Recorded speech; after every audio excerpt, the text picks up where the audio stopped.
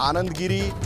आद्या तिवारी और साथ ही साथ संदीप तिवारी, इन 3 नामों का जिक्र इस सुसाइड नोट में है। और इसके अलावा अगर आपको बताऊं तो महंत नरेंद्र गिरी ने अपने सभी अनुयायियों, सभी शिष्यों, अपने सभी जो आसपास इर्द गिर्द रहने वाले सेवकों को क्लीन चिट दी है। उन्होंने कहा है कि उनका व्यवहार अच्छा है, वो हमारे साथ हैं, वो हमारे साथ किसी भी तरीके से दुर्भावना के साथ ग्रसित नहीं है, इसलिए उन्हें परेशान नहीं किया जाए। जो सुसाइड नोट है उसमें साफ साफ लिखा है कि जो हमारे दूसरे अनुयायी हैं, हमारे जो आसपास के और लोग हैं, इन 3 नामों के अलावा वो निर्दोष हैं, वो बेहतर तरीके से हमारे साथ रहते थे, इसलिए उन्हें कोई सजा नहीं दी जाए, उन्हें कोई परेशान नहीं किया जाए। क्योंकि महंत नरेंद्र गिरी जब सुसाइड नोट लिख रहे थे तो जाहिर सी बात है उन्हें इस बात का भान था कि आगे क्या होगा क्या नहीं होगा। बिल्कुल, लेकिन वीरेश जी एक सवाल उठता है जानकारी आनंद गिरी से जो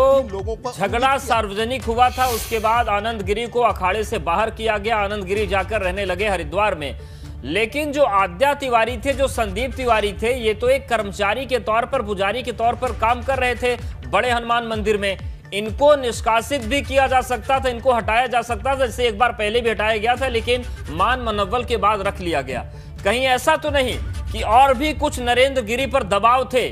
कि उन्होंने इन्हें हटाने के बजाय अपनी जिंदगी खत्म कर ली?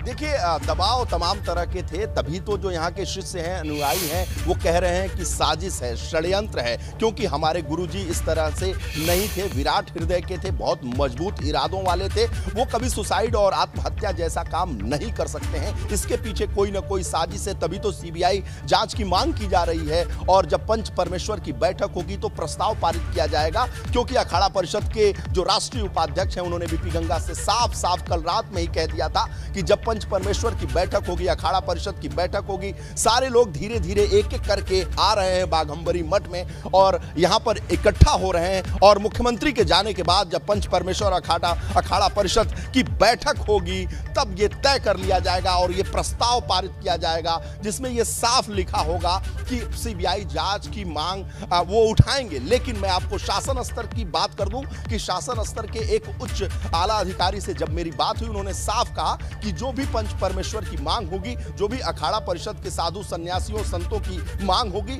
उसको सरकार पूरा करेगी, क्योंकि यहाँ भी एक महंत की सरकार है, एक साधु की सरकार है, एक सन्यासी। बिल्कुल, और इसीलिए सवाल और गंभीर है और इस मामले का पटाक्षेप अगर नहीं होता, आसान हुआ है तो